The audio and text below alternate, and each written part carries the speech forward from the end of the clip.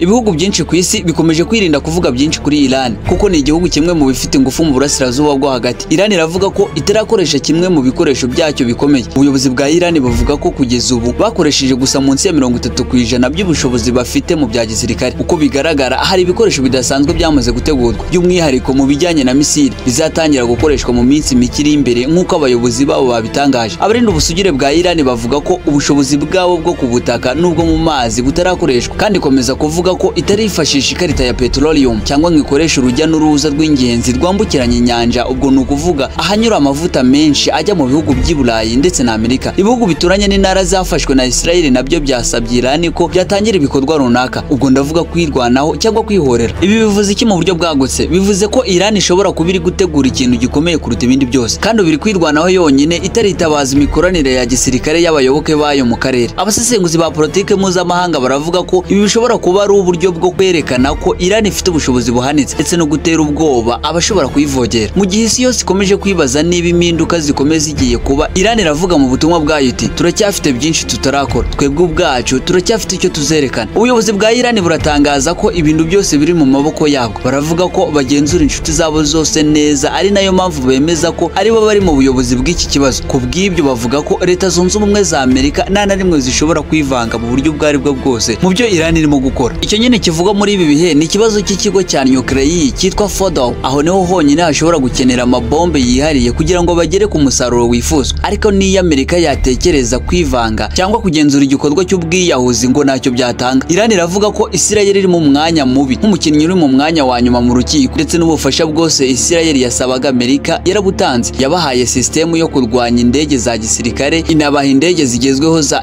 F-35. Bivuze ko icyo ari cyo cyose Israel yifuzaga yagihawe. Ubu rero nta kindi gishoboka Amerika yakora ngo ihindure ibintu. Nta bufasha bushya ishobora kongera guha Netanyahu cyangwa ingabo za Israel. Aho ibintu bigeze ni Israel ubwayo igomba kwifasha cyangwa igasenyuka. Ubu noneho ibintu byahinduye isura. Igihugu cyabo cyabuze aho cyerekeza, nta nzira nyinshi basigaranye, bari mu mfuruka gusa. Inzira eshatu gusa nizo zisigaye. Inzira ya mbere, gushaka amahoro y'agahato, amahoro atarayukuri. Inzira ya kabiri, basigaye bizeye Amerika. Yego bashaka gusaba Leta Zunze Ubumwe za Amerika ngo yinjire mu ntambara itabareba, ariko se ninde ujya utabara watsinzwe n'amateka y'ubwe? Inzira ya gatatu niyo yonyine isuzuguritse kurusha izindi zose, kwemera ko batsinzwe cyangwa se gusaba imbabazi no kwiyemeza kutazongera guhungabanya umutekano w'igihugu cyigenga. Ubwo ndavuga Repubulika ya Iran. Mu butumwa Iran yatanze mu magambo yayo iti ibikoresho byose biracyari mu biganza byacu, nta na kimwe twatakaje. Ikirenze ibyo, abahanga bacu, abashakashatsi bacu, abo bubatse ubudahangarwa bw'igihugu baracyari kumwe natwe. Bafite ubumenyi, bafite icyerekezo kandi bafite ishyaka. Inganda zitunganya ibyo bikoresho zose ziracyahari, zirakora kurusha mbere. Niyo mpamvu tudashobora gutsindwa, niyo mpamvu tutazigera duhagarika kurengera igihugu cyacu. Iran irahagaze, Iran ntiyatsinzwe, Iran ntiyategetswe, Iran iracyari ku rugamba. Muri iki gihe turimo, igihugu cyacu gihanganye n'imbogamizi nyinshi zituruka hanze n'imbere mu gihugu, ariko ntituri ubwoba. Dufite inganda zacu, dufite ubushobozi buhambaye kandi bugezweho. Abashaka kuducamo ibice, abafite imigambi yo kudukandamiza, bagomba kumenya ko tuzabarwanya dushingiye ku bushobozi bwacu bwa kijyambere. Iyo umuntu yagerageje kurenga ku mategeko y'igihugu, ahura n'ingaruka zikomeye zishobora gutuma atakaza ubushobozi bwo kuguma mu karere cyangwa kuba aho ariho hose ku isi. Turashaka guhindura ubwo butumwa bwose buba intwaro y'iterambere. Turashaka guhindura ubwoba bw'abatubona nk'umwanzi tukabihindura amahirwe yo gukomeza gutera imbere no kwiyubaka. Twebwe ubwacu, ibihugu byo mu karere k'amajyepfo y'uburengerazuba bwa Aziya, dufite ubushobozi bwo gushyira hamwe tugashinga ihuriro rihamye. Turavuga nka Iran, Arabia Saudite, Misiri, Turukiya n'ibindi bihugu bikabakabaga 25 harimo na Pakistan. Twese hamwe dufite ubushobozi bwo gushyiraho ihuriro rikomeye rifite ijambo rikomeye ku isi. Tugomba gushinga ihuriro rikomeye kugira ngo dushinge urufatiro rw'amahoro n'umutekano mu karere, kandi twebwe ubwacu nitwe tuzabigiramo uruhare. Nibiramuka Iran itsinze iryo huriro rizashingwa koko, kandi tuzabigiramo uruhare rukomeye. Ibindi bihugu byose bizabona ishingwa ry'iryo huriro ndetse no kwirukanwa kwa Israel na Leta Zunze Ubumwe za Amerika muri ako karere. Ibyo byose bizaba ari intsinzi y'abaturage ba Iran.